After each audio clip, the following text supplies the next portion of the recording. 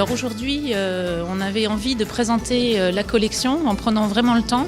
Donc c'est une collection de littérature à destination des apprenants de français et la dimension littéraire était vraiment importante pour nous et on s'est dit que ce serait vraiment bien de présenter la collection avec les auteurs puisque c'est vraiment eux qui la font vivre. L'histoire des éditions Didier, c'est formidable parce que c'est après la lecture d'un de mes textes que Myriam Louvieux, la directrice de collection, m'a contacté en disant j'ai lu Nous sommes tous des Playmobil, un recueil de nouvelles, et j'aimerais bien te demander d'écrire un roman pour des gens qui apprennent le français partout dans le monde. Et donc, quand on m'invite, je dis rarement non. Et donc, on a cherché un certain nombre d'auteurs à qui on a demandé d'écrire pour nous, pour certains.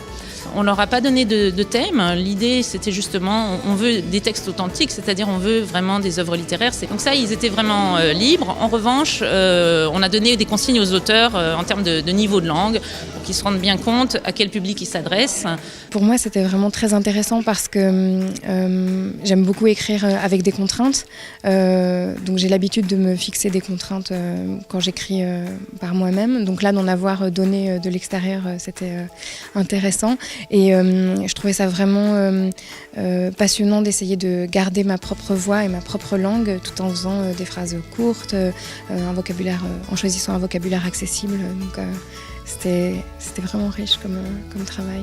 Quand vous êtes devant votre ordinateur à écrire, vous écrivez au fil de l'eau et puis après vous vous relisez en pensant que vous écrivez pour du A2, donc vous êtes obligé de pas vous censurer, mais en tout cas de faire un petit peu attention au vocabulaire, etc., pour pas qu'il y ait des notes de bas de page.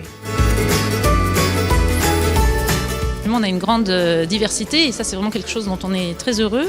On a un roman fantastique, on a des nouvelles, même en termes de genre, on a des petits romans, on a aussi un texte autobiographique et des romans policiers qui se passent sur les quais de Paris. Enfin ça va un petit peu dans toutes les directions et c'est justement ce qu'on voulait. L'idée d'écrire, de faire un atelier d'écriture avec des gens qui veulent faire de la littérature, ça c'est l'idée de l'atelier d'écriture en français d'habitude. J'aime bien que ce soit un peu décalé, donc de travailler avec des adultes qui viennent d'apprendre à écriire, qui ont terminé un cycle d'alphabétisation, ou travailler au bout du monde avec des gens dont le français n'est pas la langue, ou bien de faire l'atelier d'écriture pour les profs, c'est-à-dire dire non, je ne vais pas prendre les élèves, ça va être juste les enseignants qui vont venir, et puis après ils pourront le faire eux avec leurs élèves. Mais c'est d'essayer de faire simple, le plus simple possible. Donc de toute façon une phrase verbe, sujet, complément, ça a toujours été la panacée en matière d'écriture. Voilà, donc on va commencer par une table ronde qui va me permettre un petit peu de présenter la collection et surtout de discuter un petit peu avec les auteurs pour faire découvrir leur univers, leur façon de travailler, de concevoir la littérature. Et puis ensuite, il y aura donc des ateliers d'écriture animés par deux des auteurs qui sont présents aujourd'hui, l'un par Nicolas Ancian et l'autre par Amélie Charcosset, ce qui permettra aux personnes présentes de voir un petit peu comment ça peut fonctionner, ça peut les inspirer, ça peut les mettre un petit peu en situation pour voir le genre de choses qu'on peut envisager ensuite avec des étudiants.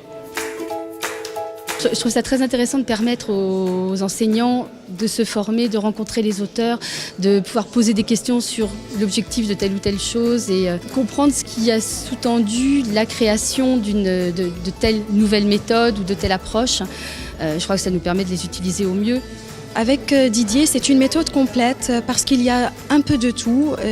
C'est vraiment complet. Il y a alternance de plusieurs documents, disons documents sonores, documents visuels, et c'est toujours des documents authentiques. J'ai juste envie de dire que la collection Mondes en VF, ce qui est formidable, c'est que c'est une collection qui est encore toute jeune, elle a encore une longue histoire à s'écrire, et donc moi c'est un plaisir de faire partie dans ce mouvement et d'aller aux quatre coins du monde pour défendre la langue française et la littérature française. Pour moi c'est un plaisir à chaque fois.